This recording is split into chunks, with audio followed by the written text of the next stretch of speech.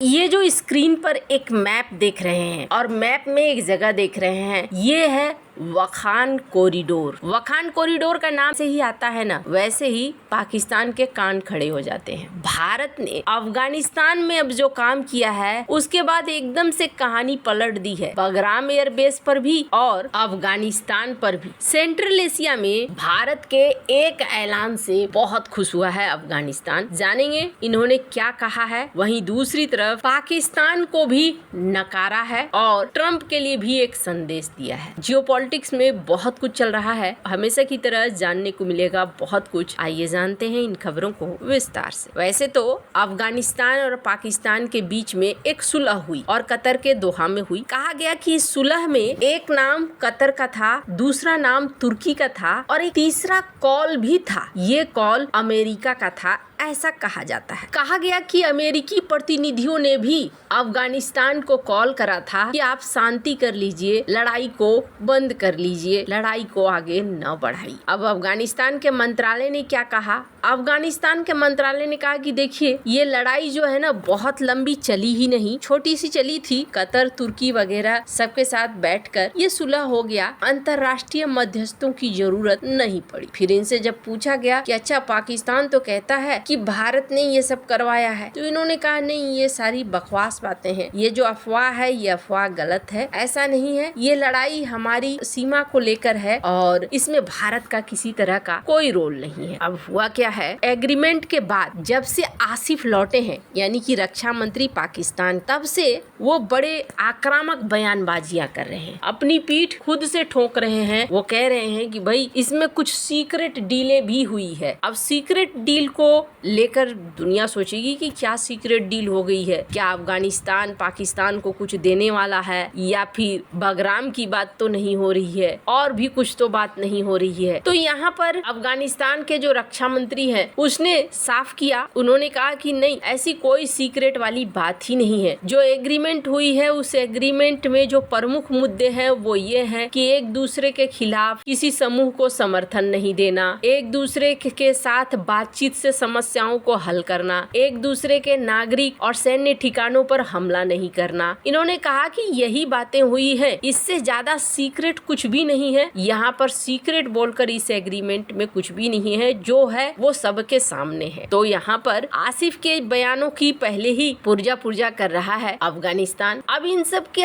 हालात के बीच में इन्होंने अमेरिका को लेकर भी यही बात कही कि अंतर्राष्ट्रीय मध्यस्थता की जरूरत ही नहीं पड़ी, क्योंकि ये बहुत बड़ा युद्ध नहीं था, छोटा सा युद्ध था। मोहम्मद याकूब मुजाहिद जो कि अफगान रक्षा मंत्री हैं, इन्होंने कहा कि देखिए, हमारी नीति जो है वो अपने क्षेत्र का उपयोग किसी अन्य देश के विरुद्ध नहीं करने की है। हम भारत के साथ एक स्वतंत्र राष्ट्र के नाते संबंध बनाए रखना चाहते हैं और इन संबंधों को अपने राष्ट्रीय हितों के दायरे में और मजबूत करेंगे। ये जो लाइन ये कह रहे हैं कि हमें अपने हितों को देखना है और उन हितों के हिसाब से हम रिश्तों को मजबूत करेंगे, ये पाकिस्तान के लिए किसी बड़े झटके से कम नहीं है। इसी बीच भारत ने बहुत तेजी से, बहुत रफ्तार में पूरी कहानी को पलटी है, लेकिन हाँ, इसकी शुरुआत भारत ने काफी पहले कर दी थी। भारत की राजनीति और भारत की कूटनीति अब रियल पॉलिटिक्स पे चल रही है। रियल पॉलिटिक्स क्या है? पहले के ना भारत के कई सारे ऐसे सिद्धांत थे जो सिद्धांत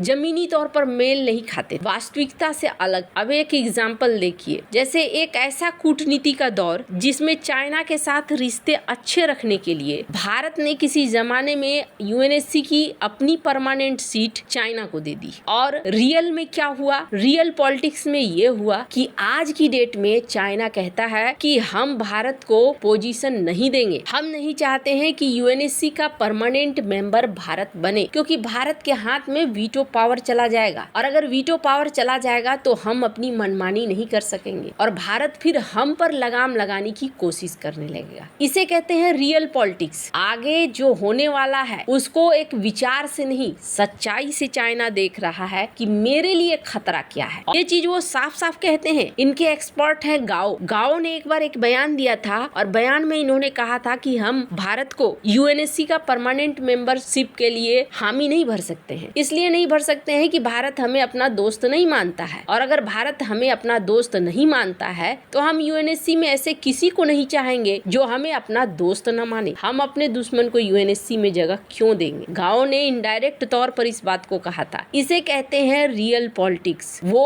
आने वाली समस्या को पहले ही हटा देना चाहते हैं। तो भारत में अब न रियल पॉलिटिक्स की तरफ भारत बढ़ने लगा है, वास्तविक राजनीति। और इसका एक उदाहरण दिया है भारत जिस तालिबान को पहले दुश्मन था क्योंकि वो भारतीय झंडे जलाते थे, एंटी इंडिया आतंकवादियों को शरण देते थे, लेकिन अब वे संभावित साझेदार बन चुके हैं। भारत ने काबुल के लिए बड़ा ऐलान किया। बड़ा ऐलान करते हुए राजदूतावास खोलकर जमीनी आंखें और कान हासिल कर लिए हैं। भारत ने ऐलान किया कि हाँ, हम फुल डिप्लोमेटिक ऑफिस यहाँ आप चला रहे हैं। अपनी एम्बेसी को इन्होंने चालू कर दिया। बहुत सारे लोग कह रहे हैं ये नहीं करना था, ये नहीं करना था, लेकिन दूतावास चालू करने का मतलब ये है कि अब भारत की आंख भी यहाँ पर है, कान भी यहाँ पर है। अफगान मिट्टी से भारत के खिलाफ क्या हो रहा है, भारत के पक्ष में क्या हो रहा है, ये चीजें साफ साफ दिखेंगी। वहीं तालिबान ने यह भी वादा किया है कि अफगान मिट्टी से भारत के हितों को नुकसान नहीं पहुंचेगा और वो भारत के खिलाफ आतंकवाद में खड़े रहेंगे। इसके बदले भारत इनकी भूकंप में राहत, पुनर्निर्माण में मदद वगैरह कर रहा है। आमिर खान मुत्ताकी ने जब यहाँ वो आए थे, इन्होंने कहा था कि अमेरिकी कब्जे के 20 साल के संघर्ष में उतार चढ़ाव आए, लेकिन हमने कभी भारत के खिलाफ बयान नहीं दिया। ये पाकिस्तान के लिए एक कड़वी विडंबना है जो तालिबान को अपना कठपुतली मान रहा था। वहीं दूसरी तरफ शायद पाकिस्तान अफगानिस्तान के ऊपर हावी हो जाता और बगराम एयरबेस का सीन बन जाता, लेकिन